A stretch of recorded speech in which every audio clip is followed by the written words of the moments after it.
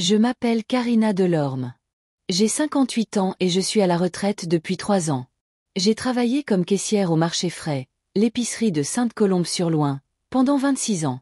C'est une petite ville de Bourgogne où tout le monde se connaît. Mon mari, Henri, est mort il y a 4 ans d'une crise cardiaque.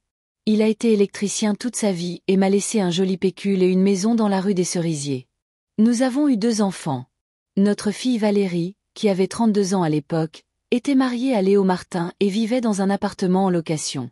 Et un fils, Adrien, 29 ans, avocat dans un grand cabinet à Paris, célibataire, un carriériste pur et dur. Valérie travaillait dans le centre d'appel d'une compagnie d'assurance. Pas le meilleur des boulots, mais que voulez-vous?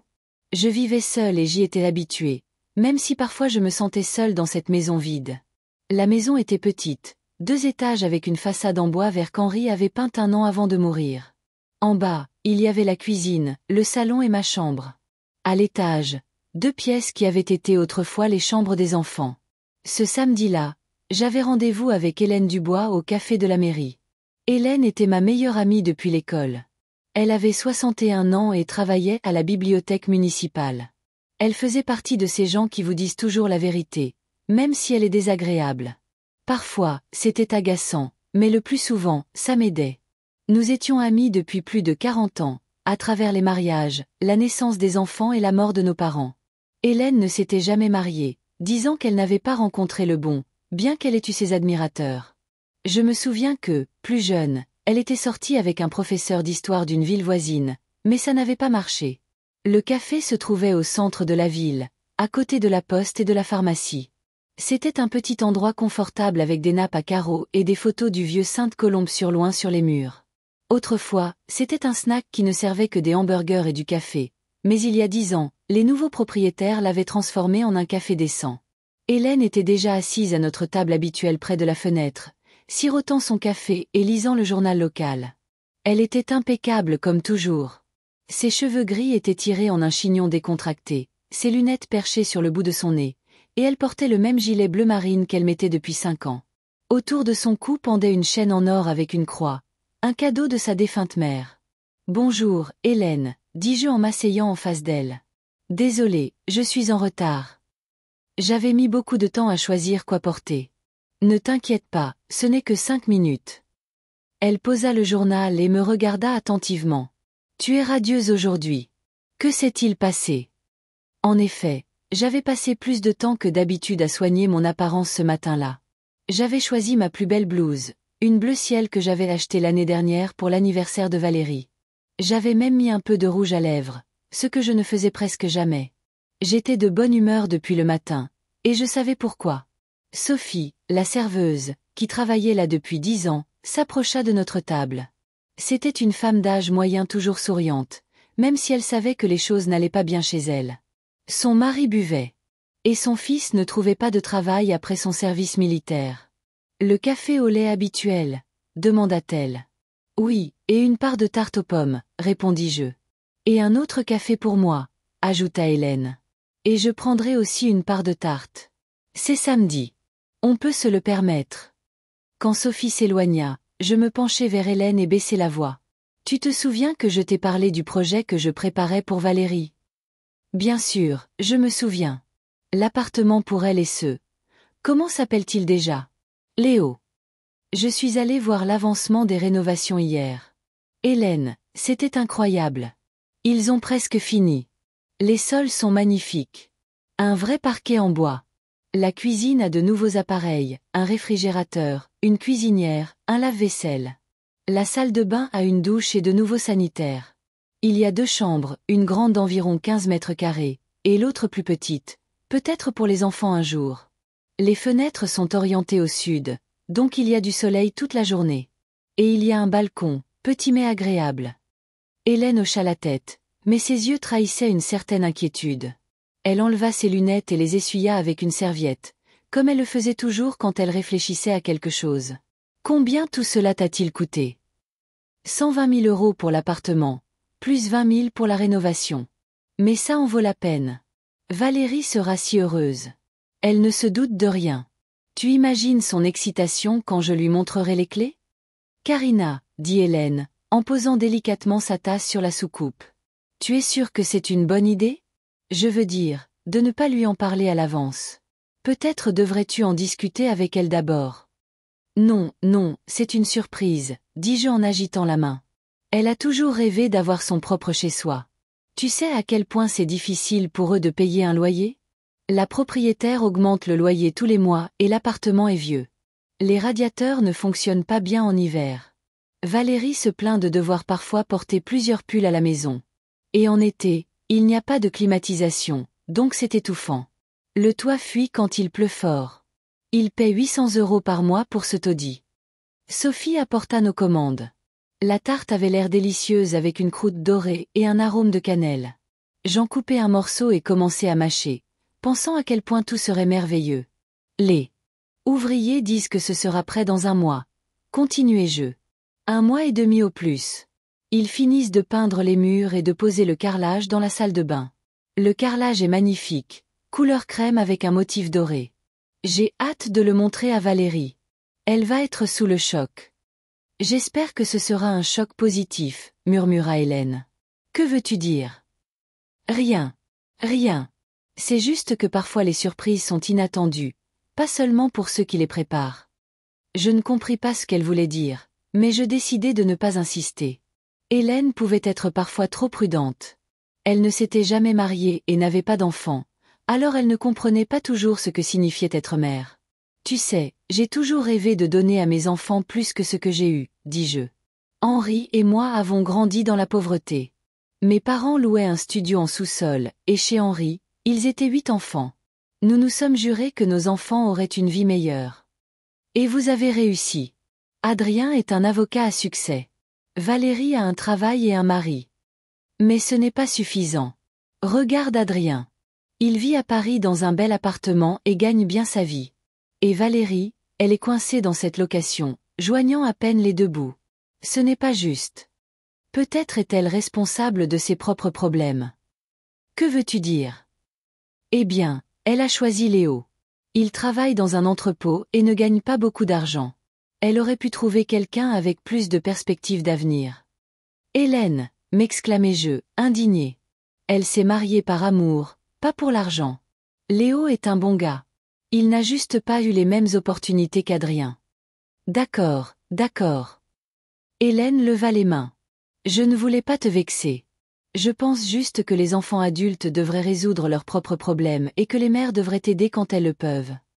Nous avons bavardé d'autres choses. Le nouveau curé de l'église, un jeune homme d'une trentaine d'années venu d'Orléans qui essayait de moderniser les messes. Hélène n'était pas contente, disant qu'il était trop libéral. Nous avons discuté des projets du maire de goudronner la route menant au cimetière et de la hausse des prix dans les magasins. Le lait était déjà à 1,50 € le litre, et je me souvenais du temps où il coûtait moins d'1 €.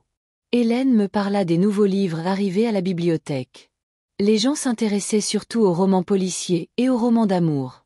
Elle se plaignait des adolescents qui venaient là non pas pour lire mais pour utiliser l'Internet gratuit.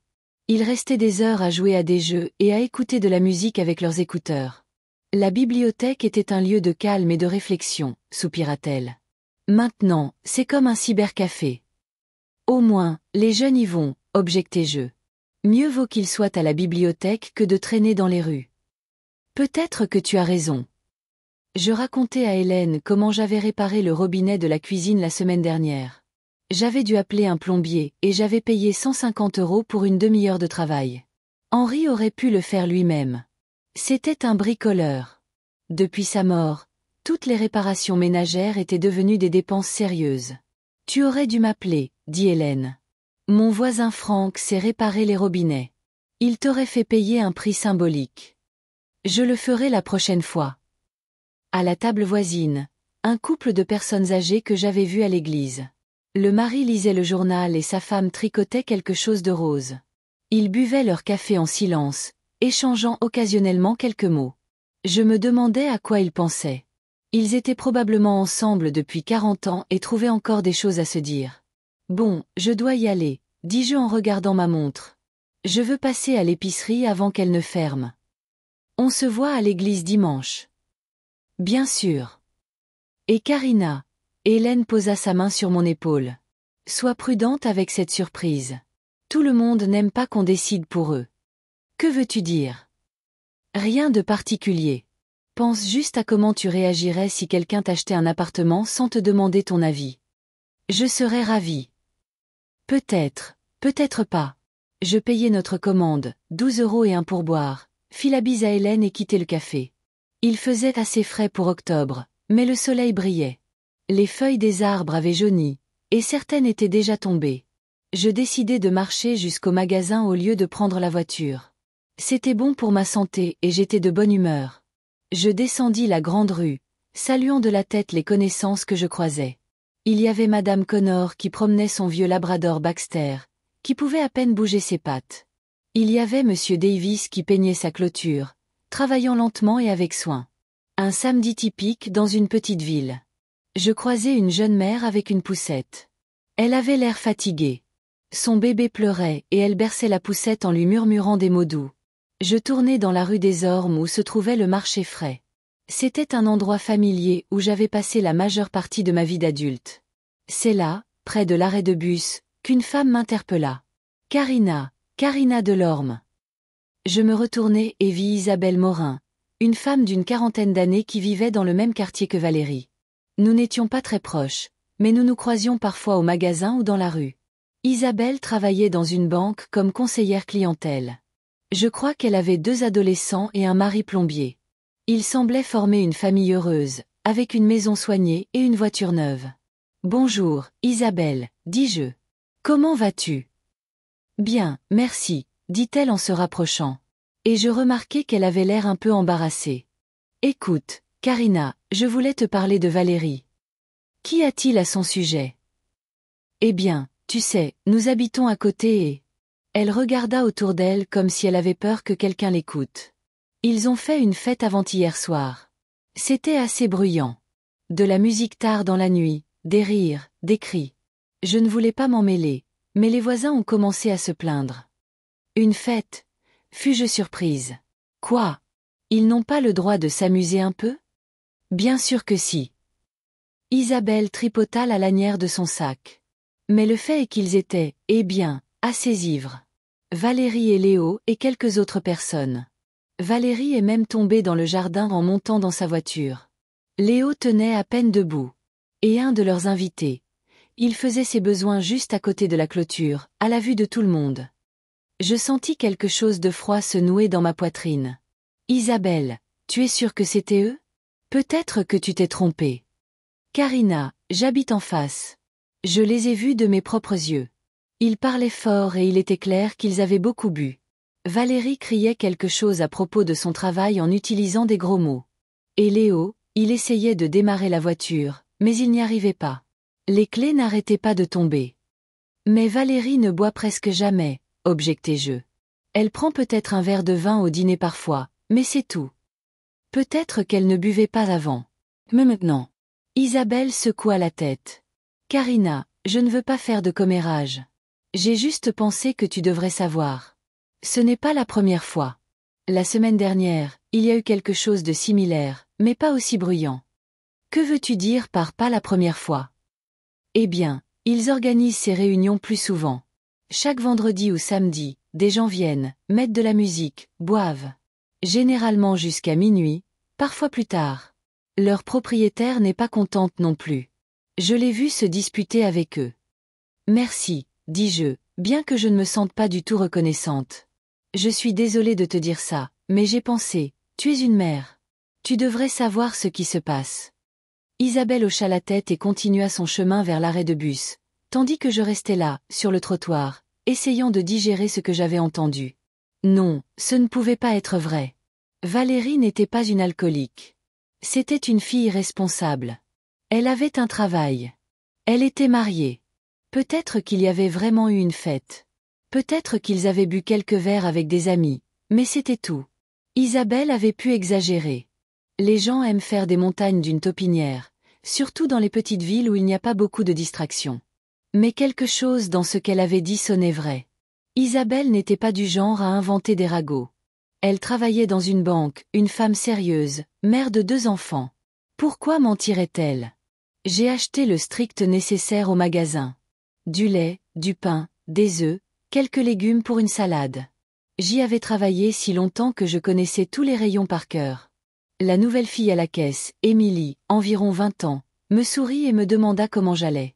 Elle venait de terminer le lycée et ne savait pas quoi faire ensuite. Je répondis automatiquement que tout allait bien, mais je pensais à ce qu'Isabelle avait dit. Sur le chemin du retour, je rencontrai ma voisine, Madame Lefebvre, qui se promenait avec ses petits-enfants. Les garçons, d'environ 5 et 7 ans, faisaient la course sur le trottoir avec leur vélo, et elle peinait à les suivre. Nous nous arrêtâmes pour discuter du temps, de l'hiver qui approchait et des enfants. Madame Lefebvre se plaignit que ses petits-fils étaient très actifs et qu'elle n'était plus assez jeune pour les suivre. À la maison, je déballai les courses et décidai d'appeler Adrien. C'était mon plus jeune, mais il avait toujours été plus sensé et posé que Valérie. Peut-être qu'il savait quelque chose que j'ignorais. Je composai son numéro et écoutai la longue sonnerie. « Allô, maman ?» La voix d'Adrien semblait un peu fatiguée. « Comment vas-tu ? » « Je vais bien, mon fils. Comment va le travail ? » « Ça va. Je travaille sur un dossier difficile, un litige d'entreprise. Une usine poursuit une autre et il y a beaucoup de paperasse. Je suis au bureau jusqu'à 22 heures tous les soirs. Quoi de neuf de ton côté, Adrien ? Je voulais te demander, quand as-tu parlé à Valérie pour la dernière fois ? Il y a une semaine, je crois. Elle a appelé pour se plaindre de son travail. Elle a dit que son patron la harcelait et que ses collègues étaient désagréables. Les plaintes habituelles. Pourquoi ? Elle t'a dit quelque chose ? Des problèmes ? Des difficultés ? Adrien resta silencieux quelques secondes. Je pouvais l'entendre déplacer des papiers sur son bureau. Maman, qu'est-ce qui ne va pas ? Tu parles par énigme. J'ai rencontré une femme aujourd'hui qui m'a dit que Valérie et Léo avaient fait une fête et avaient beaucoup bu. Même les voisins se sont plaints. Et ce n'est pas la première fois. Et alors ? Ce sont des adultes. Ils ont le droit de boire. Mais Valérie ne boit pas. Tu connais ta sœur.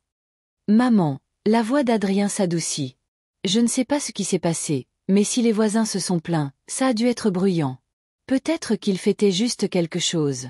Un anniversaire, une promotion au travail, je ne sais pas. Ou peut-être qu'ils voulaient juste se détendre après une semaine difficile.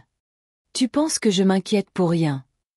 Je pense que tu devrais parler directement à Valérie au lieu d'écouter les ragots. Tu sais comment les gens aiment exagérer. Tu as probablement raison, mais quelque chose me tracasse. Peut-être qu'elle a des problèmes et ne veut pas en parler. Quel genre de problème ? Je ne sais pas. Peut-être qu'il s'est passé quelque chose au travail. Ou peut-être qu'elle et Léo se sont disputés. Les gens ne se mettent pas à boire sans raison. Maman, ne te monte pas la tête. Valérie est une adulte. Si elle a des problèmes, elle peut les gérer seule ou elle demandera de l'aide. Bien sûr, tu as raison. Au fait, comment va mon projet secret ? L'appartement pour ma sœur. Il est presque prêt. Ce sera fini dans 1 mois. Je suis allée le voir hier. C'est d'une beauté indescriptible. Adrien fit une nouvelle pause. Pour une raison quelconque, j'eus l'impression qu'il voulait dire quelque chose mais n'osait pas. Qu'y a-t-il ? Demandai-je. Rien, maman. Sois juste prudente. Les surprises ne se passent pas toujours comme on l'avait prévu. Pourquoi tout le monde me dit ça aujourd'hui ? D'abord Hélène, maintenant toi. Peut-être parce que nous t'aimons et ne voulons pas que tu sois déçue. Je ne serai pas déçue. Valérie sera heureuse d'avoir son propre appartement. N'importe quelle mère serait heureuse. D'accord, maman. J'espère que tu as raison. D'accord, mon fils. Je ne vais pas te retenir de ton travail. Comment va ta vie personnelle ? Peut-être qu'il est temps de te marier et de me donner des petits-enfants. Maman, la voix d'Adrien semblait fatiguée. On en a discuté 100 fois. Je suis concentrée sur ma carrière en ce moment. Peut-être dans quelques années. Tu as déjà 29 ans.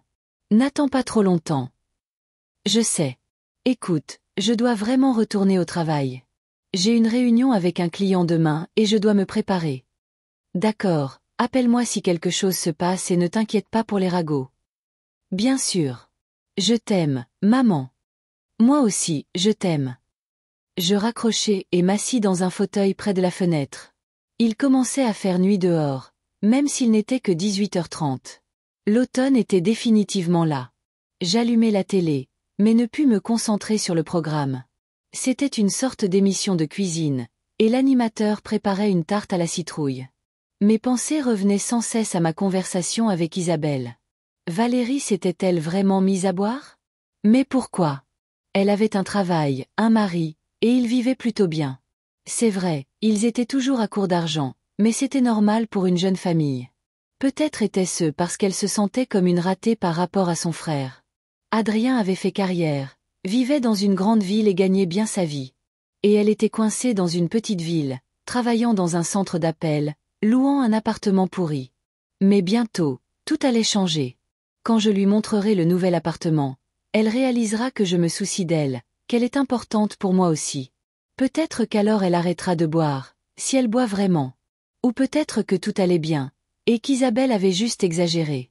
3 jours s'étaient écoulés depuis ma conversation avec Isabelle, et je n'arrivais toujours pas à me sortir ces mots de la tête. Chaque fois que je pensais à Valérie, ma poitrine se serrait. Hier, j'avais même prévu d'aller la voir, mais j'avais changé d'avis à la dernière minute. Qu'est-ce que je lui dirais? Salut, ma fille. Ma voisine m'a dit que tu buvais. Ça sonnait stupide. Mardi était un jour gris et pluvieux. Je faisais le ménage, triant de vieilles photos que je me promettais de mettre dans des albums depuis 5 ans. J'ai trouvé des photos de Valérie quand elle avait environ 10 ans, debout à côté d'Henri dans le jardin. Il lui apprenait à planter des tomates. Elle avait l'air si sérieuse et concentrée à l'époque, écoutant chaque mot de son père. Où était cette fille maintenant? Vers 15 heures, le téléphone sonna. Je reconnus le numéro de Valérie et sentis mon cœur s'emballer. Allô, maman. La voix de ma fille semblait tendue. Comment vas-tu? Je vais bien, ma chérie. Et toi? Elle fit une pause et je l'entendis soupirer lourdement. J'ai un problème, maman. Quel genre de problème? Madame Hollande nous a demandé de déménager. Elle a dit qu'elle louait l'appartement à un parent. Elle nous a donné 2 semaines pour trouver un nouveau logement. Je me sentis soulagée. Ce n'était donc pas une question d'alcool, mais de logement. Un problème banal et quotidien. Et alors? Vous trouverez un autre appartement. Il y a plein d'endroits en ville. Maman, tu ne comprends pas. On cherche depuis des jours. Tout est soit trop cher, soit dans un état lamentable. Ils demandent 1200 € par mois plus une caution pour un appartement décent. On n'a pas cet argent. Qu'est-il arrivé à vos économies? Valérie se tut de nouveau. Je pouvais entendre de la musique en fond sonore, des voix de gens. Maman, on peut rester chez toi un moment? Juste 2 ou 3 semaines. Le temps de trouver quelque chose de convenable. Je sais que ce n'est pas pratique, mais on t'en supplie. Mon cœur bondit de joie. Valérie demandait de l'aide. Peut-être allions-nous enfin nous rapprocher. Passer du temps ensemble comme au bon vieux temps. Bien sûr, ma chérie. Venez quand vous voulez. J'ai 2 chambres libres à l'étage. Vous pouvez y rester. Merci, maman. Tu nous sauves. On viendra demain soir après le travail. Super. Je préparerai le dîner. Ton plat préféré, de la viande avec des pommes de terre. D'accord. À demain. Après notre conversation, je me sentis heureuse. Valérie rentrait à la maison. Même si ce n'était que temporaire. Peut-être que pendant ce temps, je comprendrais ce qui se passait avec elle. Si elle avait vraiment un problème d'alcool, elle ne boirait certainement pas à la maison sous ma surveillance. Je passai le reste de la journée à préparer les chambres. Henri avait transformé les chambres des enfants en débarras après leur départ. J'ai dû tout trier, passer l'aspirateur et laver les vitres. J'ai mis le lit double qui était dans la chambre d'amis dans une pièce et un canapé-lit dans l'autre. J'ai mis des draps frais sur les lits et des fleurs sur les rebords de fenêtres. Le soir, je suis allée au magasin et j'ai acheté des provisions. Valérie adorait la viande avec des pommes de terre et de la sauce, comme je lui en faisais quand elle était enfant. J'ai acheté du bon bœuf, des pommes de terre nouvelles et de la crème fraîche. Léo n'avait pas de préférence particulière. Il mangeait de tout. Le lendemain, j'étais sur des charbons ardents toute la journée. J'ai nettoyé la maison jusqu'à ce qu'elle brille, préparé le dîner à l'avance et changé de vêtements 3 fois. Je voulais être belle pour ma fille. J'ai mis la robe bleue que je lui avais achetée pour son dernier anniversaire et j'ai retouché mes lèvres. Vers 19 heures, j'entendis le bruit d'une voiture dans la cour. Je regardai par la fenêtre et vis le vieux pick-up rouge de Léo. On en déchargeait des boîtes en carton et des sacs. Beaucoup de boîtes. Avait-il vraiment besoin d'autant de choses pour 2 semaines? Je sortis sur le porche pour les accueillir. Valérie avait l'air fatiguée. Ses cheveux étaient attachés en une queue de cheval en désordre, et il y avait des traces de maquillage sur son visage. Son jean était froissé, ses baskets sales. Léo portait une lourde boîte, en sueur et mécontent. « Salut, maman !» Valérie s'approcha et me serra rapidement dans ses bras. Elle sentait la cigarette et quelque chose d'autre. « Aigre-doux. Merci de nous laisser rester. »« Bien sûr, ma chérie. Bienvenue à la maison. » Léo hocha la tête en silence et alla à la voiture pour une autre boîte. Il n'avait jamais été un grand parleur, mais il semblait particulièrement sombre maintenant. « Vous avez combien de choses ?» demandai-je en regardant la montagne de boîtes. « Pas grand-chose », haussa les épaules Valérie. « C'est surtout des vêtements et des babioles. On a laissé les meubles. Ils sont tous vieux de toute façon. » Je les ai aidés à porter les boîtes dans la maison. Nous avons empilé les boîtes dans le salon et porté les sacs à l'étage. Léo travaillait en silence, le visage fermé. Valérie lui criait dessus de temps en temps. « Faites attention avec cette boîte. Il y a de la vaisselle dedans. Ne mets pas ce sac sur le canapé. Maman vient de le nettoyer. Tu ne peux pas soulever 2 boîtes à la fois. » Je n'aimais pas son ton. Elle ne parlait jamais comme ça à son mari avant. Léo se contentait de froncer les sourcils mais ne répondait pas.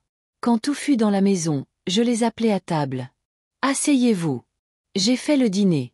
Votre plat préféré, de la viande avec des pommes de terre. »« Merci, maman, mais on a déjà mangé, » dit Valérie sans même regarder la table.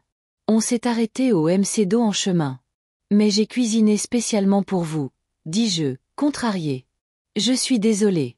La prochaine fois, préviens-moi de ce que tu cuisines. » Ces mots me frappèrent comme une gifle.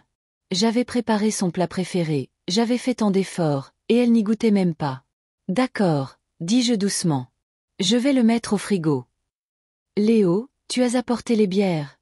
demanda Valérie à son mari. « Elles sont dans la voiture. Va les chercher. Je veux me détendre après le déménagement. » Léo sortit dans la cour et revint avec un pack de 6 Kronenbourg.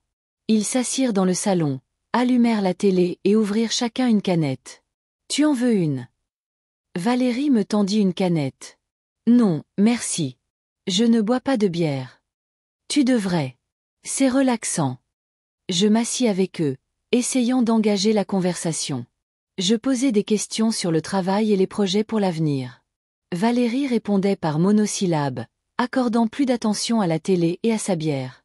Léo était silencieux, buvant et fixant l'écran. « Valérie, comment va le travail? Ça te plaît? » « Ça va. C'est juste un boulot. »« Que fais-tu exactement? » Je réponds aux appels et je traite les déclarations de sinistres. C'est ennuyeux, mais ça paie.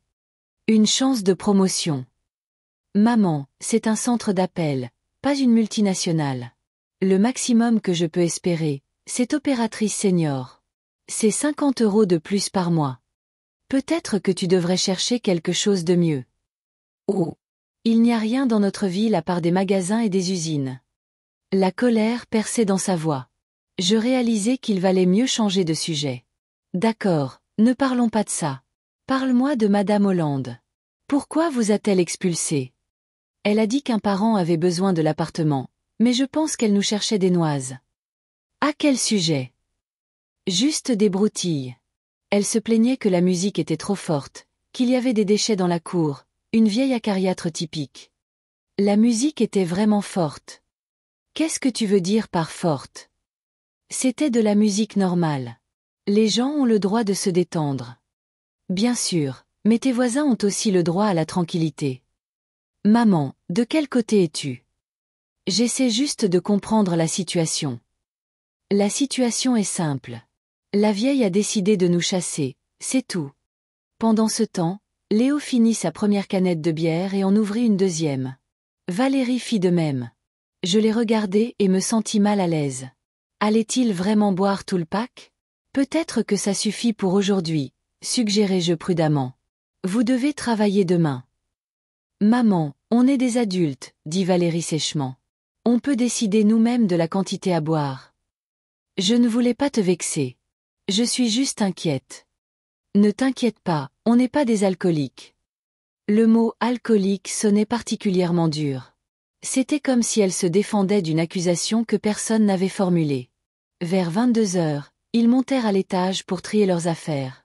Je rangeais dans la cuisine et je pouvais les entendre fureter, réorganiser les choses et parler doucement. Puis tout devint silencieux. Le lendemain matin, je me levai tôt. Comme d'habitude. Je fis du café et des œufs brouillés. Je pensais qu'ils prendraient le petit déjeuner avant le travail, mais personne ne descendit. Vers 8 heures, je les entendis se préparer à la hâte à l'étage, puis dévaler les escaliers et se précipiter hors de la maison. Ils ne dirent même pas au revoir. Je montai à l'étage pour voir l'état de leur chambre. Tout était en désordre. Des vêtements étaient éparpillés, des boîtes étaient déballées, et des canettes de bière étaient par terre. Des canettes vides. Cela signifiait qu'ils les avaient toutes bues. 12. J'y ai pensé toute la journée. 12 canettes de bière pour 2 personnes en une soirée. C'était beaucoup, surtout pour des gens qui devaient aller travailler le lendemain. Ils revinrent vers 18 heures. Valérie avait l'air irritée. Léo était silencieux comme d'habitude. Je préparais le dîner et cette fois, je leur demandais simplement s'ils allaient manger. « Oui, on va manger, » dit Valérie. « Qu'est-ce que tu as fait ?»« Des escalopes de poulet avec du sarrasin. » Nous mangeâmes en silence. J'essayais de faire la conversation, mais ils répondaient par monosyllabes. Après le dîner, Valérie dit « Maman, tu n'as pas besoin de faire la vaisselle. Je la ferai moi-même. »« D'accord, merci. » Mais la vaisselle resta sale. 1 heure plus tard, n'y tenant plus, je la fis moi-même. Valérie était assise dans le salon avec un nouveau pack de bière, regardant une émission de télé-réalité. « Où as-tu eu la bière ?» demandai-je. Léo l'a achetée en rentrant du travail. Encore 12 canettes. Et alors? Rien. C'est juste beaucoup. Maman, on travaille toute la journée. On a le droit de se détendre le soir. Valérie augmenta le volume. La conversation était terminée. C'est ainsi que se déroula la première semaine. Chaque soir était le même. Dîner, bière, télé. Valérie n'aidait pas à la maison, ne rangeait pas après elle, ne faisait pas la vaisselle. Léo faisait comme si je n'existais pas. Il disait seulement bonjour et au revoir quand je lui parlais en premier. Je lavais leurs vêtements, nettoyais leur chambre et préparais leur repas. Je me sentais comme une bonne, pas une mère. Mais je me taisais parce que j'avais peur qu'ils partent. Le mardi de la 2e semaine, je décidai d'avoir une conversation sérieuse avec Valérie. J'attendis que Léo aille au magasin faire les courses. « Ma fille, il faut que je te parle. »« De quoi ?»« De ce qui se passe. Tu vis ici depuis 10 jours, mais tu ne m'as pas dit comment avance la recherche d'appartement. On cherche. On n'a encore rien trouvé de convenable. Peut-être que vous ne cherchez pas assez. Qu'est-ce que tu essaies de dire, Valérie ? Je ne suis pas contre le fait que tu vives ici, mais je pense que tu bois trop. Ça y est, ça recommence. Valérie bondit du canapé. Maman, on boit de la bière, pas de la vodka. De la bière, tu sais. C'est presque comme du soda. Le soda ne contient pas d'alcool. Mon Dieu, 2 canettes de bière par jour, c'est de l'alcoolisme ? La moitié du pays boit plus que ça. Je ne parle pas d'alcoolisme. Je dis que je suis inquiète. Maman, s'il te plaît, ne me fais pas la morale. Je ne suis pas une enfant. Je ne te fais pas la morale. J'essaie de comprendre ce qui se passe avec toi. Il ne se passe rien avec moi. Je vis une vie normale. Boire de la bière tous les soirs n'est pas une vie normale. Pour les gens qui ont des boulots de merde, qui vivent dans une ville de merde et n'ont aucune perspective, c'est une pratique normale. Valérie, qu'est-ce que... C'est la vérité, maman. Je travaille dans un centre d'appel à répondre à des gens grossiers et idiots. Mon mari travaille dans un entrepôt à Porteur des Caisses. On loue un appartement pourri et on joint à peine les 2 bouts. À quoi bon vivre comme ça? L'intérêt, c'est que vous êtes jeune, en bonne santé, et que vous pouvez tout changer. Maman, tu vis dans un monde de fantaisie. J'ai 32 ans. Je n'ai pas de diplôme universitaire. Je n'ai pas d'argent pour les études. Quelle autre formation puis-je obtenir? Tu peux suivre des cours en ligne, prendre des prêts et t'endetter pour 20 ans. Super idée. Mieux que de boire tous les soirs. Je ne bois pas tous les soirs. Je bois de la bière après le travail. À ce moment-là, Léo revint avec un sac de course. Plus précisément, avec un sac qui, à en juger par le son, contenait principalement de la bière. « De quoi vous disputez-vous » demanda-t-il. « Maman pense qu'on boit trop » dit Valérie. « Oh, je vois. » Léo haussa les épaules. « C'est des trucs de mère, ça. » « Ce ne sont pas des trucs, objectai-je. C'est de l'inquiétude. » « L'inquiétude, c'est quand on ne se mêle pas de la vie des autres, dit Léo.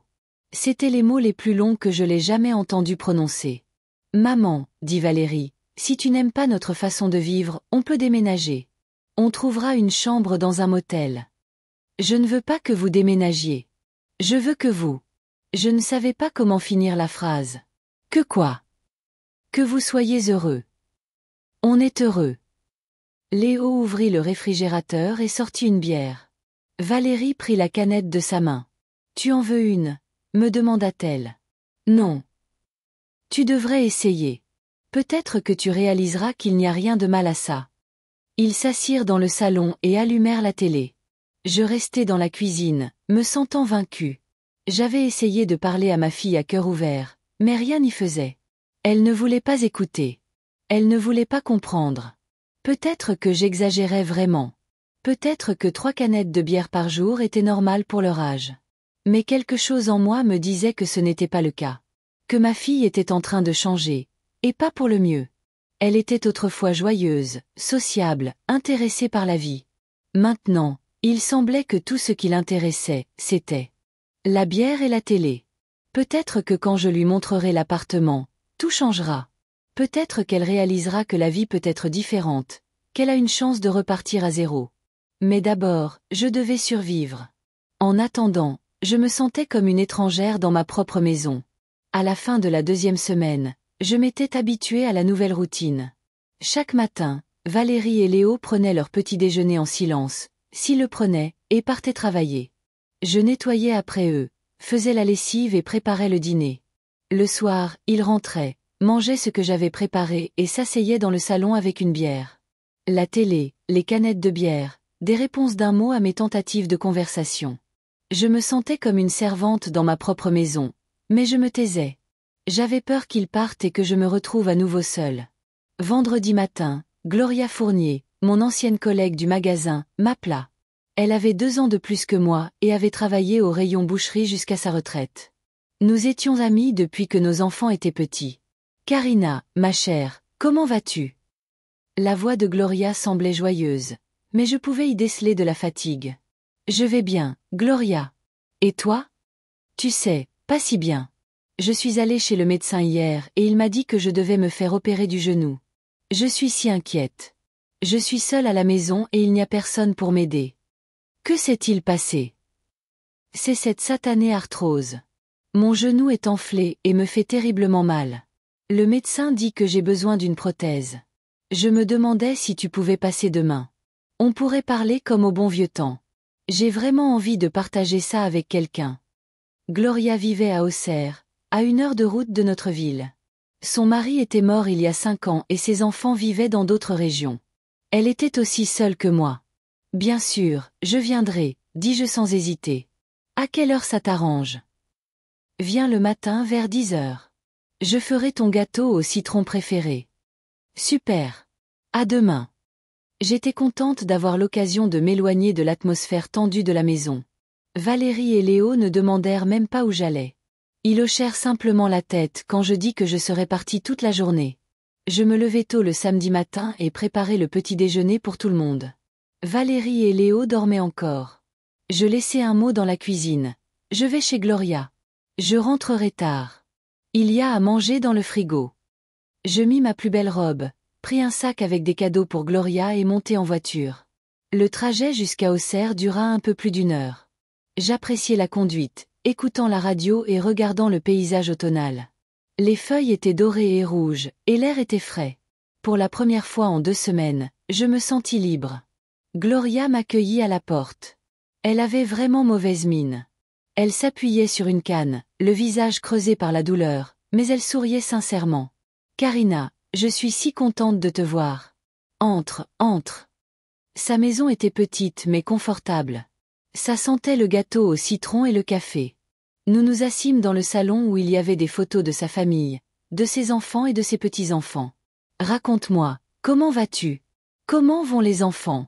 demanda Gloria en versant le café. « Adrien travaille à Paris. Tout va bien pour lui. Et Valérie? » Je me tue, ne sachant comment expliquer. « Quoi, Valérie? » Elle vit avec moi en ce moment, temporairement. Des problèmes de logement. Je vois. Ça doit être agréable d'avoir sa fille à proximité. Oui, bien sûr, mentis-je. Nous avons bavardé toute la journée. Gloria parla de ses problèmes de santé et de ses enfants qui appelaient rarement. Je lui racontai ma vie, l'appartement que j'achetais pour Valérie. Je ne mentionnais pas l'alcool, cependant. J'avais honte. « Tu es une bonne femme d'aider ta fille, » dit Gloria. « Toutes les mères ne le font pas. C'est ma fille. Qui d'autre devrais-je aider si ce n'est elle? C'est vrai. La famille, c'est le plus important. » Nous avons déjeuné, nous sommes promenés dans le jardin et avons regardé de vieilles photos. Gloria me montra les fleurs qu'elle cultivait depuis de nombreuses années. Le temps passa vite. « Karina, merci beaucoup, » dit-elle le soir. Je n'ai pas passé une journée aussi agréable depuis longtemps. Moi aussi, j'ai passé un bon moment. N'hésite pas à venir me voir quand tu iras mieux. Je le ferai. Je partis vers 19h. J'étais de bonne humeur et je me sentais reposée. Sur le chemin du retour, je pensais à quel point il était agréable d'avoir une amie avec qui je pouvais tout partager. Peut-être que je devrais voir Gloria plus souvent. Quand j'arrivai à la maison, il faisait déjà nuit. Il était environ 20h. J'entendis de la musique forte de loin et vis que les lumières étaient allumées dans le jardin. Beaucoup de lumière, des phares de voiture, des lampes. Mon cœur se mit à battre plus vite. Que se passait-il? En me rapprochant, je n'en crus pas mes yeux. Mon jardin soigné avait été transformé en lieu de fête. Il y avait des voitures partout, certaines garées directement sur la pelouse. La musique était si forte qu'elle couvrait le bruit de mon moteur. Des gens avec des bouteilles et des canettes de bière étaient assis sur mes chaises de jardin, sur le porche, directement sur l'herbe. Je me garai dans la rue et sortis lentement de la voiture. Il y avait environ 15 personnes dans le jardin, peut-être plus. Des hommes et des femmes de tous âges, tous ivres. Certains dansaient sur la musique. D'autres riaient bruyamment. Des bouteilles vides, des canettes et des sacs de chips étaient éparpillés sur l'herbe. Je vis Valérie. Elle était assise sur les marches du porche avec une canette de bière à la main, se disputant bruyamment avec une femme que je ne connaissais pas. Ses cheveux étaient en désordre et il y avait des bavures de maquillage sur son visage. Léo se tenait à proximité, se balançant d'un côté à l'autre, luttant clairement pour rester debout. « Valérie !» criai-je en m'approchant d'elle. Elle leva les yeux vers moi, le regard trouble. Pendant quelques secondes, elle ne me reconnut pas. « Oh, maman est là !» dit-elle avec un sourire de travers. « Maman, je te présente mes amis. » Que se passe-t-il ici? Je sentis ma voix trembler. On fait la fête. Valérie essaya de se lever, mais vacilla. Léo a eu une prime aujourd'hui. 100 €. On a décidé de fêter ça. Valérie, baisse la musique. Les voisins pourraient se plaindre. Quels voisins? Elle rit. On est à la campagne. On est dans une ville. On a des voisins. Maman, détends-toi. Prends un verre avec nous. Un des hommes que je ne connaissais pas s'approcha de moi.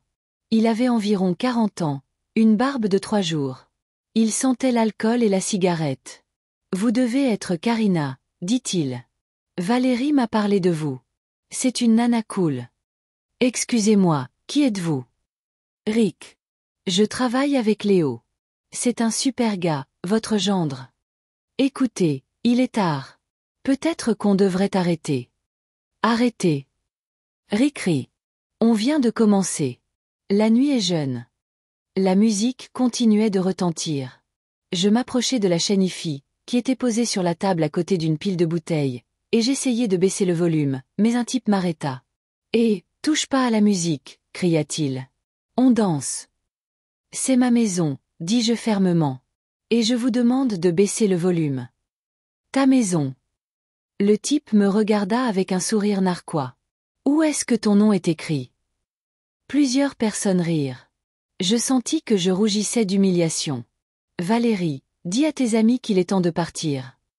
Maman, ne gâche pas l'ambiance de tout le monde. Valérie me prit par la main. Reste avec nous. Amuse-toi un peu. Je ne veux pas m'amuser.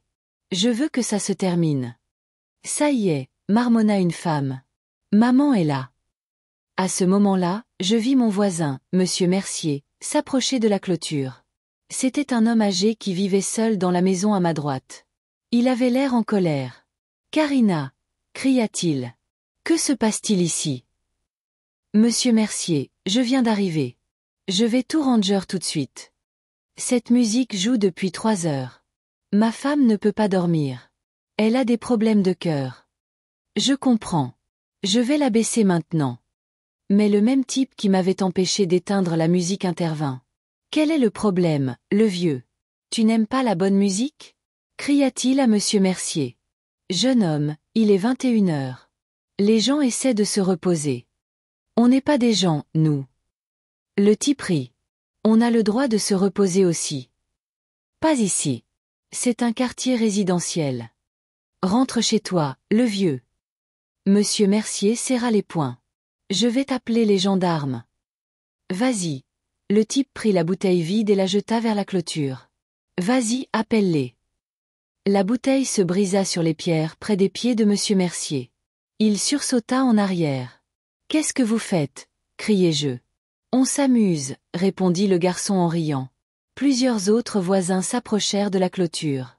Je reconnus madame Lefebvre, à qui j'avais récemment parlé dans la rue. Elle avait l'air effrayée. Karina, que se passe-t-il? Demanda-t-elle. Madame Lefebvre, je vais m'en occuper. Cette musique a réveillé tous les enfants du quartier, dit-elle. Mes petits-enfants pleurent et ne peuvent pas dormir. Alors fermez vos fenêtres, cria Valérie. Ou achetez des boules qui. Valérie. J'étais choquée par son audace. Quoi, Valérie? Les gens vivent leur vie, s'amusent. Si ça ne vous plaît pas, ne regardez pas. Les voisins commencèrent à se fâcher. Monsieur Mercier cria quelque chose à propos d'appeler les gendarmes, et madame Lefebvre se plaignit du bruit, mais la foule ivre se contenta de rire et devint plus agressive. Rick, qui s'était présenté comme l'ami de Léo, ramassa une pierre et la jeta sur les voisins. Dispersez-vous, les vieux, cria-t-il. Laissez les jeunes s'amuser. La pierre frappa monsieur Mercier à l'épaule. Il poussa un cri de douleur. Vous êtes complètement fou, criai-je. Mais ce n'était que le début. D'autres invités de la fête reprirent l'idée. Des bouteilles, des canettes et des pierres volèrent dans les airs. Les voisins commencèrent à se disperser. Valérie, arrête-les. Je saisis ma fille par la main. Maman, c'est de leur faute. Pourquoi sont-ils venus ici? C'est leur maison. Ils ont droit à la paix, et nous avons le droit de nous amuser. Une des pierres frappa le pare-brise de la voiture de monsieur Mercier, qui était garée à côté de sa maison. La vitre se brisa avec un bruit sec. Ma voiture, cria monsieur Mercier. Vous avez cassé ma voiture. Ah! Ric-ri. En plein dans le mille. Je vais vous tuer. Monsieur Mercier se précipita vers la clôture, mais plusieurs hommes ivres passèrent par-dessus de son côté. Ils entourèrent le vieil homme. Quoi, Pépé, tu veux te battre? Demanda l'un d'eux. Laissez-le tranquille, criai-je, mais ils n'écoutèrent pas. L'un d'eux poussa monsieur Mercier et il tomba par terre. Un autre lui donna un coup de pied. Assassin! Hurla madame Lefebvre. À l'aide! Je me précipitai vers le téléphone pour appeler les gendarmes, mais Léo m'arrêta. Où vas-tu? Demanda-t-il. Appelez les gendarmes. Ils vont tuer ce vieil homme. Ils ne vont tuer personne. Ils lui donnent juste une leçon. Léo, tu es ivre. Il me repoussa du téléphone. Je tombai sur le canapé. Le chaos continuait dans la cour. Monsieur Mercier gisait par terre, le sang coulant de son nez cassé. Des hommes ivres se tenaient au-dessus de lui en riant. La musique résonnait toujours. Soudain, des lumières rouges et bleues apparurent dans la cour. Des voitures de gendarmerie. 2. Puis 3. Les sirènes hurlèrent. Les gendarmes, cria quelqu'un parmi les invités. La panique éclata. Les gens se précipitèrent vers les voitures, vers la clôture, dans différentes directions. Certains coururent à travers les jardins des voisins. Des bouteilles et des canettes volèrent dans tous les sens. Tout le monde, ne bougez plus, cria un gendarme au mégaphone. Haut les mains. Mais beaucoup s'étaient déjà dispersés. Seuls les plus ivres restaient, incapables de bouger rapidement. Parmi eux, Valérie et Léo. Les gendarmes encerclèrent la maison. L'un d'eux s'approcha de moi. « Êtes-vous la propriétaire de cette maison ?» demanda-t-il. « Oui. »« Que s'est-il passé ici ?» ?»« Ma fille a organisé une fête. Je viens d'arriver et j'ai vu ça. »« Je vois. Les voisins se sont plaints du bruit et des bagarres. »« Monsieur Mercier. Je me souvins de mon voisin. Ils l'ont battu. » Le gendarme courut vers la clôture. Monsieur Mercier était toujours par terre, mais il reprenait connaissance. Une ambulance arriva. Pendant ce temps, d'autres gendarmes interpellaient les invités restants. Valérie était assise sur les marches du porche, se balançant d'avant en arrière. Un gendarme s'approcha d'elle. « Levez-vous, madame. Vous êtes en état d'arrestation. »« Pourquoi ?» marmonna Valérie. « Pour trouble à l'ordre public et participation à une bagarre. »« Je ne me suis pas battue. »« S'il vous plaît, levez-vous. » Valérie essaya de se lever mais retomba. Le gendarme l'aida à se relever et lui passa les menottes. « Maman !» cria-t-elle. « Maman, aide-moi !» Mon cœur se brisait. Ma fille, ma petite fille, était là, menottée, ivre et débraillée. « Monsieur l'agent, puis-je parler à ma fille ? » « Je suis désolée, madame. Elle doit dégriser à la gendarmerie. » Léo avait été arrêté aussi. Il n'avait pas résisté, se contentant de regarder autour de lui d'un air absent. « Où les emmenez-vous » demandai-je. « À la gendarmerie de la Grande Rue. Vous pourrez payer la caution demain. » Valérie et Léo furent mis dans une voiture de gendarmerie. Je les regardai partir et me sentis complètement anéanti. « Madame, vous devez nettoyer ce désordre, » dit l'un des gendarmes. « Et vous excuser auprès de vos voisins. » « Bien sûr. » Les gendarmes partirent. Je restai seul dans la cour, qui ressemblait à un champ de bataille. Des bouteilles, des canettes et des mégots de cigarettes étaient éparpillés partout. Mes fleurs étaient piétinées, et le mobilier de jardin était cassé. Je m'assis sur les marches et pleurai, non pas de douleur ou de colère, mais d'impuissance. Ma fille était devenue une étrangère, et je ne savais pas comment réparer ça. Je me suis réveillée le dimanche matin avec un mal de tête et le cœur lourd. Toute la maison semblait morte sans les voix de Valérie et Léo. Même leur beuverie constante valait mieux que ce silence de mort. Je descendis lentement à la cuisine, me préparai un café et m'assis près de la fenêtre, regardant la cour dévastée. La nuit dernière, après que les gendarmes eurent emmené Valérie et Léo, j'avais nettoyé la cour jusqu'à minuit. J'avais ramassé les bouteilles cassées, les canettes, les mégots. Mes roses préférées avaient été piétinées, le mobilier de jardin cassé. Les voisins avaient aidé, mais je pouvais voir la condamnation dans leurs yeux. Ils savaient maintenant quel genre de personne vivait dans ma maison. Vers 9 heures du matin, le téléphone sonna. Je sursautai, pensant que c'étaient les gendarmes, mais la voix m'était inconnue. « Madame Delorme, c'est Robert Henderson de Henderson et Fils Construction. J'ai d'excellentes nouvelles. Les rénovations de votre appartement rue du Chêne sont terminées. Nous avons fini avec 3 jours d'avance. » Je restai silencieuse quelques secondes, digérant ce que je venais d'entendre. Un appartement pour Valérie, ma surprise, qui semblait maintenant une amère plaisanterie du destin. « Vous pouvez passer lundi pour récupérer les clés, » continua Henderson. « Ou vous pouvez aller le voir tout de suite. Je serai sur le chantier jusqu'à 14 heures. » Je le remerciai et raccrochai. L'appartement était prêt. Un bel appartement neuf de 2 chambres avec une cuisine moderne et une plomberie neuve. Un appartement que j'avais acheté pour ma fille qui rêvait d'avoir son propre chez-soi. Ma fille, qui était maintenant en prison pour trouble à l'ordre public et agression sur un voisin. D'abord, je devais la faire sortir de garde à vue. Ensuite, je ne savais pas ce qui se passerait. Vers 11 heures, je me rendis à la gendarmerie. Le sergent de service, un homme corpulent d'âge moyen, m'expliqua poliment la procédure. La caution était de 3 000 € pour les deux. Je payai, dépensant presque tout l'argent que j'avais économisé pour les urgences. Valérie et Léo étaient assis dans une petite cellule derrière les barreaux. Ils avaient l'air terribles.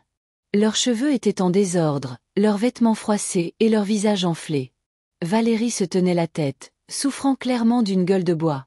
Maman, enfin, dit-elle en me voyant. Fais-nous sortir d'ici. Ça pue et j'ai la tête qui éclate. Valérie, que t'est-il arrivé? Comment as-tu pu laisser faire ça? Maman, ce n'est pas de notre faute. Les voisins nous ont cherchés. On s'est juste défendu. Ce vieux bouc a commencé à crier et à nous menacer en premier. Je n'en croyais pas mes oreilles. Même maintenant, après tout ce qui s'était passé, Valérie ne ressentait aucune culpabilité. Pour elle, l'homme de 70 ans battu était coupable de leur avoir demandé de baisser la musique. Sur le chemin du retour, Valérie demanda à s'arrêter plusieurs fois car elle avait la nausée. Léo était silencieux, ne gémissant qu'occasionnellement. Il ressemblait à deux animaux malades, et je me sentais dégoûtée en les regardant. « Maman, achète-moi quelque chose pour la gueule de bois », demanda Valérie. « Peut-être une canette de bière. »« Je n'achèterai rien. C'est de votre faute. »« Allez, maman. Tu vois bien que je ne me sens pas bien. Je promets de ne plus boire. » Combien de fois avais-je entendu cette promesse? À la maison, je les fis asseoir sur le canapé et m'assis en face d'eux. Je devais comprendre ce qui arrivait à ma fille. Quand était-elle devenue cette étrangère qui faisait des scènes dans ma maison? Valérie, je veux savoir la vérité. Qu'est-ce qui se passe avec toi? Pourquoi bois-tu autant? Quand est-ce que ça a commencé? Maman, on ne boit pas. On se détend juste après le travail parfois. Tu sais comment est notre vie. Léo passe ses journées à trimballer des caisses à l'entrepôt. Et moi je suis coincée dans ce centre d'appel à écouter des gens impolis. On rentre à la maison la tête qui tourne et les nerfs à vif.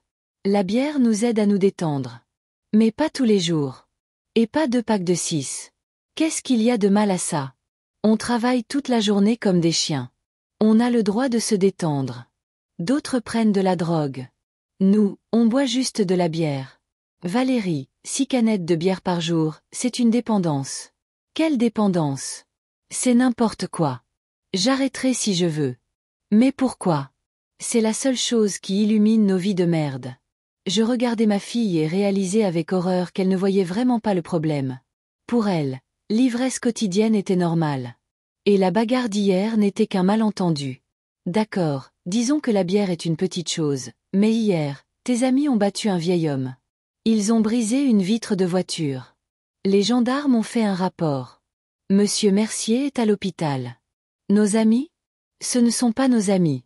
Ce sont des gens au hasard qui sont rentrés du travail avec Léo. Ils ont dit qu'ils voulaient fêter sa prime. Et tu as laissé des inconnus ivres entrer dans ma maison? Maman, ce n'est pas ta maison. C'est une maison de famille. On vit ici aussi, et on a le droit d'inviter des gens. Temporairement. Vous avez dit que vous resteriez 2 semaines le temps de chercher un appartement. Valérie fit une pause, puis me regarda d'un air de défi. Nos plans ont changé. On ne va nulle part. On reste ici pour de bon. Je sentis le sang me monter au visage. Avait-elle complètement perdu tout sens de la honte? Valérie, de quoi parles-tu? Vous cherchiez un appartement. On a cherché, et cherché. Tout est soit cher, soit en mauvais état. Pourquoi devrions-nous dépenser de l'argent en loyer alors qu'on a une maison prête à emménager? Elle est spacieuse. Il y a tout ce dont on a besoin. On peut très bien vivre ici. C'est ma maison. J'y vis seule. Pas seule. Maintenant, on y vit à 3. La maison appartenait à mon père, ce qui veut dire qu'elle m'appartient. Je suis sa fille. J'ai le droit d'en hériter.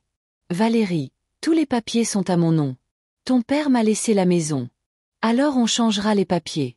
On consultera un avocat. Les enfants ont le droit d'hériter de leurs parents. Je n'en croyais pas l'audace de ma propre fille. Elle voulait me prendre ma maison pour la transformer en repère d'ivrogne. Valérie, as-tu complètement perdu la tête?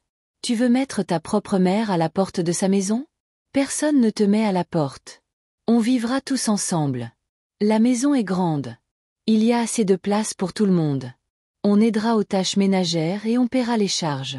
Aider? Comment avez-vous aidé ces 2 dernières semaines? Je nettoie après vous, je fais votre lessive, je prépare vos repas, et tout ce que vous faites, c'est boire de la bière et regarder la télé. On aidera. Je le promets. On s'habituait juste au nouvel endroit. Tu promets? Comme tu promets de trouver un appartement? Comme tu promets de ne pas causer de problème? Léo était resté silencieux tout le temps, hochant simplement la tête en soutien à sa femme. Quand je me tournai vers lui, il haussa simplement les épaules. Karina, Valérie a raison. Pourquoi payer un loyer quand on a une maison? On est une famille. On doit se serrer les coudes. Une famille doit se respecter mutuellement, et vous ne me respectez pas. Vous m'utilisez comme une bonne gratuite. Maman, ne sois pas bête, dit Valérie. On t'aime. On veut juste vivre normalement, sans dépenses inutiles. Je regardais ma fille longuement, essayant de comprendre quand elle était devenue si cynique. Quand s'était-elle transformée en cette personne égoïste qui ne pensait qu'à son propre bénéfice? Valérie, je veux te dire quelque chose. Je te préparais une surprise depuis quelques mois. J'ai acheté un appartement, un bel appartement neuf de 2 chambres rue du Chêne. Je l'ai rénové et meublé. Je voulais te le donner. Le visage de Valérie s'illumina. Ses yeux pétillèrent. Vraiment? C'est incroyable. Combien de pièces?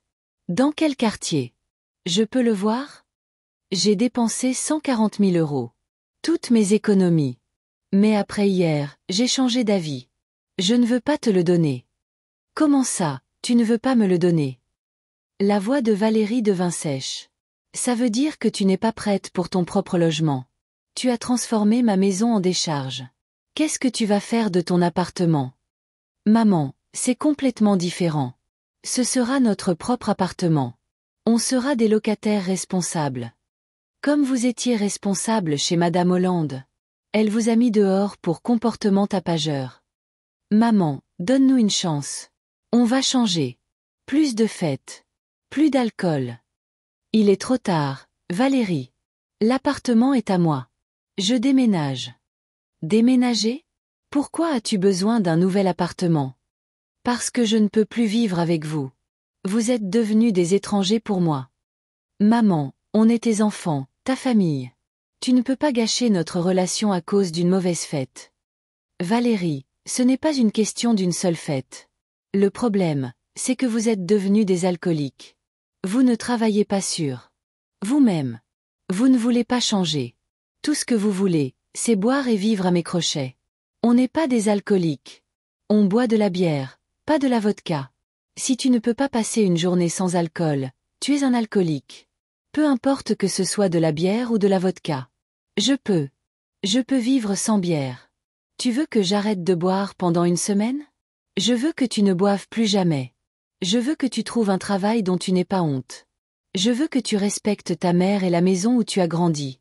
Je le fais. J'ai juste une vision différente de la vie.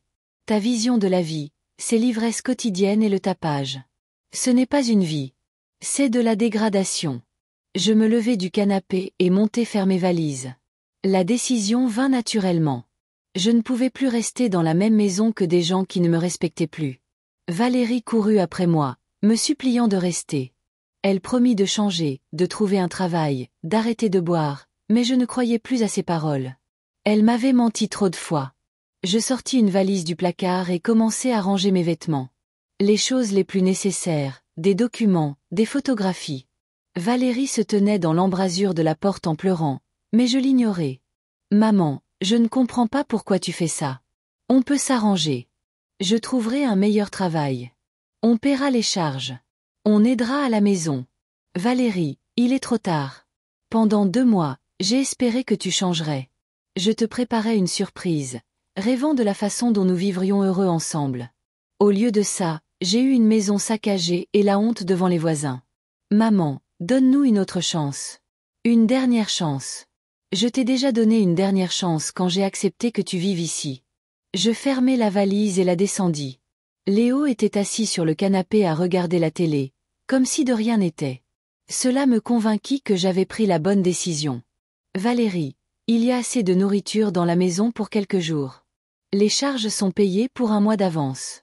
Après ça, vous vous débrouillez. Maman, et les impôts? L'assurance? On n'a pas cet argent. C'est votre problème maintenant. Je chargeai la valise dans la voiture. Valérie et Léo se tenaient sur le porche, regardant. Valérie pleurait et me suppliait de ne pas les quitter, mais je n'en pouvais plus. Je ne supportais plus leur manque de respect. Maman, au moins dis-nous où tu vas vivre. Et si quelque chose arrivait? Pas encore. J'ai besoin de temps pour réfléchir à si nous pouvons réparer notre relation. On peut. On peut certainement. On arrangera tout. On verra. Je montai dans la voiture et me dirigeai vers mon nouvel appartement. Dans le rétroviseur, je vis Valérie et Léo debout sur le porche. J'avais le cœur serré, mais je savais que je faisais ce qu'il fallait. L'appartement m'accueillit dans le silence et la fraîcheur. De nouveaux murs, de nouveaux meubles, une nouvelle vie. Je posai ma valise dans la chambre et m'assis sur le canapé. Pour la première fois en 2 mois, je me sentis calme. Mais il n'y avait pas de joie, seulement du vide et l'amertume que ma fille soit devenue une étrangère. L'appartement que j'avais préparé pour elle avec tant d'amour était maintenant le mien, et je ne savais pas si cela en valait la peine. 2 semaines passèrent dans un brouillard. Je m'installai dans mon nouvel appartement, essayant de m'habituer au silence et à la solitude. L'appartement était beau, lumineux, avec de nouveaux meubles que j'avais achetés pour Valérie. Mais chaque fois que je regardais le lit double dans la 2e chambre, je pensais à la façon dont ma fille aurait pu y vivre avec son mari. Si ce n'était pas pour l'alcool, si ce n'était pas pour la sauvagerie qui s'était enracinée en eux. Les premiers jours, je ne sortis pas de la maison, craignant de croiser des connaissances. J'avais honte d'expliquer pourquoi j'avais quitté ma propre maison. Mais peu à peu, la vie reprit sa routine. J'allais au magasin, je cuisinais pour moi-même, je regardais la télé. Le téléphone était silencieux. Ni Valérie ni Léo n'appelaient, et j'en étais contente. Mais la paix ne dura pas longtemps. Le mardi de la 2e semaine, Hélène appela.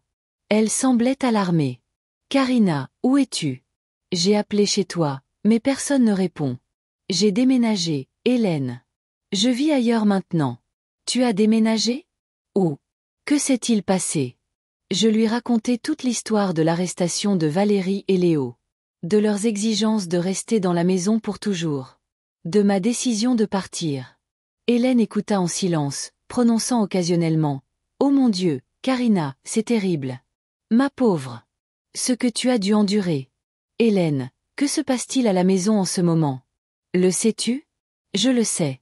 Et c'est exactement ce que je voulais te dire, Karina. Il s'y passe quelque chose d'inimaginable.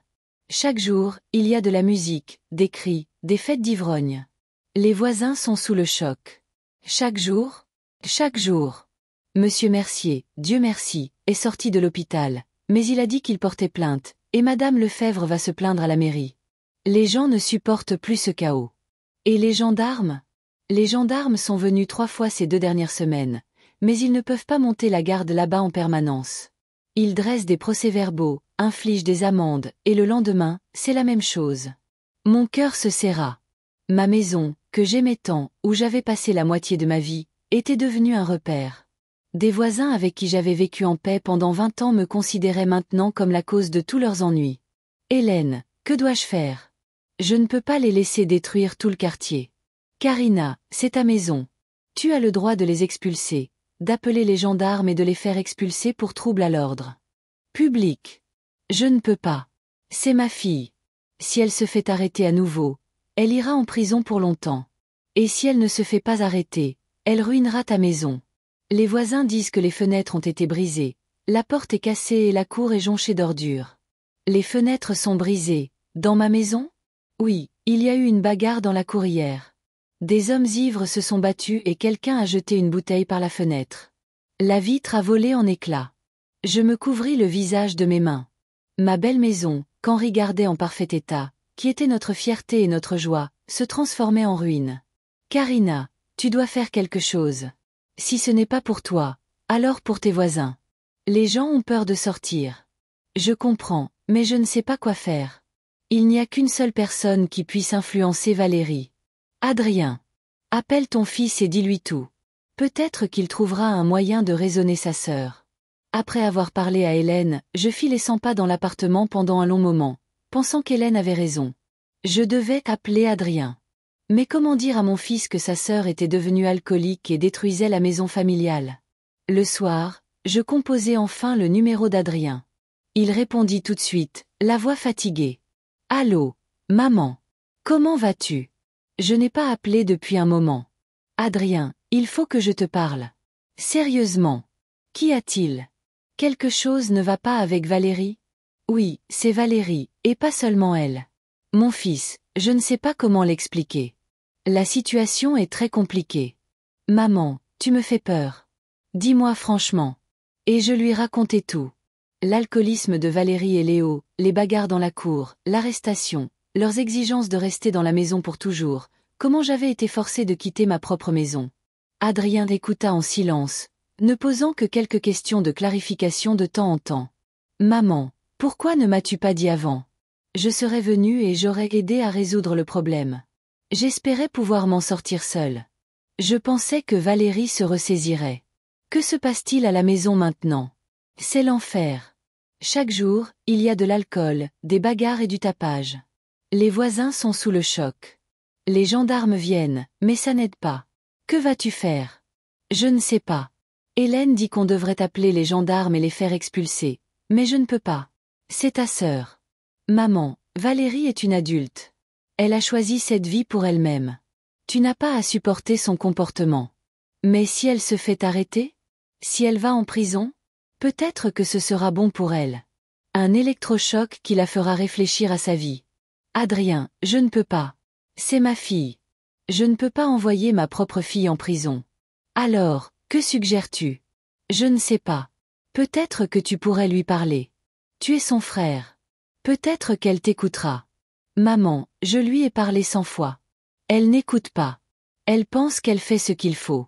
Adrien, s'il te plaît, viens. Peut-être qu'on pourra trouver une solution ensemble. D'accord, je prendrai mon vendredi et je prendrai l'avion. Je te verrai vendredi matin. Merci, mon fils. J'espère vraiment que tu pourras la raisonner. Maman, ne te fais pas trop d'illusions. Les alcooliques écoutent rarement la raison. Vendredi était pluvieux et froid. J'ai accueilli Adrien à l'aéroport et j'ai été frappée de voir à quel point il avait changé ces derniers mois. Il avait maigri, vieilli, et il y avait une dureté dans ses yeux. Il portait un costume cher et ressemblait à un vrai caïd. « Salut, maman », dit-il en me serrant dans ses bras. « Comment tiens-tu le coup ? » « Pas bien, mon fils. Pas bien du tout. Montre-moi ton nouvel appartement, et ensuite nous irons à la maison. Voyons ce qui s'y passe. » Il aima l'appartement. Il fit le tour des pièces, regarda les meubles et hocha la tête d'un air approbateur. « C'est magnifique. C'est dommage que ce ne soit pas pour Valérie. Je voulais tellement la rendre heureuse. Je pensais qu'elle serait heureuse. Maman, les alcooliques ne savent pas être heureux. Il n'y a qu'une seule chose qui compte pour eux. Où trouver leur prochaine dose. Ne dis pas ça. Ce n'est pas une toxicomane. L'alcoolisme, c'est la même chose qu'une drogue, mais légale. Vers 14 heures, nous nous rendîmes à la maison. La musique s'entendait de loin. Une musique forte et agressive qui couvrait tous les autres sons. Il y avait des déchets partout dans la cour. Mon Dieu, marmonna Adrien en regardant la maison. Qu'ont-ils fait de notre maison ? La maison avait en effet l'air terrible. Les fenêtres brisées étaient recouvertes de carton. La porte d'entrée était cassée et pendait sur une seule charnière. La clôture était tordue et le portail était grand ouvert. Mes fleurs préférées avaient été piétinées et la pelouse était un désordre sale. Adrien, peut-être qu'on ne devrait pas. Peut-être qu'on devrait appeler les gendarmes. Non, maman. Je vais d'abord essayer de parler gentiment à ma sœur. Nous nous approchâmes de la maison. Plusieurs hommes ivres étaient assis dans la cour, jouant aux cartes et buvant de la bière. Ils nous regardèrent avec intérêt. « Et, qui êtes-vous » cria l'un d'eux. « Qu'est-ce que vous voulez ?»« Nous sommes les propriétaires de la maison » répondit calmement Adrien. « Où est Valérie ?»« Valérie est à l'intérieur. »« Qui êtes-vous ?»« Je suis son frère. »« Et cette femme ?»« C'est ma mère. Elle est la propriétaire de la maison. » Les hommes se regardèrent et rirent. « La propriétaire ? Valérie a dit que la vieille avait déménagé. Que la maison était à eux maintenant. »« Valérie se trompe, » dit fermement Adrien. « Appelez-la. » L'un des hommes se leva à contre-cœur et entra dans la maison. Une minute plus tard, Valérie apparut. Elle avait l'air encore pire qu'il y a 2 semaines. Elle était maigre, sale, et ses yeux étaient troubles. Elle tenait une canette de bière à la main. « Adrien !» Elle ne reconnut pas son frère tout de suite. « Qu'est-ce que tu fais ici ? » « Je suis venue te parler. Et ramener maman à la maison. »« À la maison ? Quelle maison ? Maman est partie d'elle-même. C'est notre maison maintenant. Valérie, c'est la maison de ta mère. Tu es une invitée ici. Une invitée. Elle rit. J'ai grandi ici. C'est la maison de mon enfance. Tu as transformé la maison de ton enfance en repère. Regarde ce que tu as fait. Je n'ai rien fait. On vit juste comme on en a envie. Valérie, les voisins se plaignent. Les gendarmes sont là tous les jours. Tu ruines tout le quartier. Les voisins peuvent s'occuper de leurs affaires et les gendarmes peuvent aller se faire voir. Valérie, ça suffit. Fais tes valises et pars. Maman revient dans sa maison. Je ne vais nulle part, cria Valérie. C'est ma maison. Je vais vivre ici. Adrien sortit quelque chose de noir et de métallique de la poche de sa veste. Un pistolet. Je haletai d'horreur. Adrien, qu'est-ce que tu fais? Je résous un problème, maman. Valérie, tu as 10 minutes pour faire tes valises et sortir d'ici. Tu me menaces. Valérie pâlit. Je ne te menace pas. Je t'avertis. 10 minutes. Les hommes ivres dans la cour commencèrent à se lever, ayant clairement l'intention d'intervenir, mais Adrien se tourna vers eux. Je vous suggère de partir aussi. Sinon, il y aura des problèmes. Va te faire foutre, cria l'un d'eux. On n'a pas peur de toi. Vous devriez, dit calmement Adrien. Je ne plaisante pas. Léo sortit de la maison. Il était ivre aussi, se balançant sur ses pieds. Que se passe-t-il ici? Demanda-t-il. Qui sont ces gens? C'est mon frère, dit Valérie. Il veut nous mettre dehors. Vous mettre dehors? De notre maison? Léo se rapprocha d'Adrien. T'es qui, putain? Je suis celui qui va maintenir l'ordre ici. Dégage d'ici avant que je ne change d'avis. Dégage, toi! Léo visa un coup de poing sur Adrien. Mais Adrien fut plus rapide. Il rangea le pistolet, attrapa le bras de Léo de la main gauche et le frappa en plein visage de la droite. Léo tomba, se tenant le nez cassé. Adrien! Criai-je. Qu'est-ce que tu fais? Je lui donne une leçon. Léo, lève-toi, sors et ne reviens jamais dans cette maison. Léo se releva avec peine, le sang coulant de son nez. Valérie se précipita vers lui. Adrien, tu es fou. Comment as-tu pu frapper mon mari? Facilement. Il a frappé le premier. On ne partira pas. C'est notre maison. Valérie, ton temps est écoulé. Soit tu pars de toi-même, soit je te sors. Tu ne peux pas mettre ta propre sœur dehors. Je peux. Tu n'es plus ma sœur. Tu es une ivrogne qui ruine la vie de ma mère. Valérie regarda son frère avec horreur. C'était probablement la première fois depuis longtemps qu'elle le voyait comme ça. Dur, déterminé, inflexible. Bien, dit-elle finalement. On partira. Mais ce n'est pas la fin. On trouvera un moyen de revenir. Vous ne le ferez pas. Je m'en assurerai. Valérie et Léo commencèrent à rassembler leurs affaires. Les hommes ivres se dirigèrent également vers leur voiture. Une demi-heure plus tard, la cour était vide. Adrien ferma la maison avec une nouvelle serrure qu'il avait apportée. Adrien, pourquoi as-tu apporté une arme? Demandai-je quand nous fûmes seuls. Maman, la seule façon de parler à des gens comme ça, c'est par la force. Valérie et Léo sont devenus des animaux. Ils ne comprennent que les menaces. Mais c'est ta sœur. C'était ma sœur. Maintenant, c'est une alcoolique qui détruit tout ce qui l'entoure. Adrien, ne dis pas ça. Elle est malade. Elle a besoin d'aide. Maman, elle a besoin de traitement. Un traitement obligatoire, mais elle ne voudra pas se faire soigner. Je sais que c'est difficile pour toi, mais regarde la vérité en face. Valérie est devenue instable. Elle mentira, volera et détruira tout ce qui l'entoure pour sa dose. Adrien, ne parle pas comme ça. Maman, j'ai vu des gens comme elle. Ils ne changent pas tant qu'ils n'ont pas touché le fond. Et parfois, même toucher le fond n'aide pas. Nous sommes retournés à l'appartement. Adrien fit du thé et s'assit à côté de moi sur le canapé. Maman, je sais que tu souffres, mais tu as bien fait de les quitter. Ne te blâme pas. Comment ne pas me blâmer? C'est ma fille. Ça veut dire que je l'ai mal élevée. Maman, tu nous as élevés tous les deux de la même manière. Regarde-moi. Je ne suis pas un alcoolique. Valérie a choisi cette vie pour elle-même. Nous restâmes assis en silence, chacun perdu dans ses pensées. Je pensais à la petite Valérie, qui avait été si joyeuse et si gentille. Où était cette fille? Quand avait-elle disparu? Adrien, merci. Je ne sais pas ce que j'aurais fait sans toi. Maman, je serai toujours là pour toi. Si quelque chose arrive, appelle-moi tout de suite. Et si Valérie revient?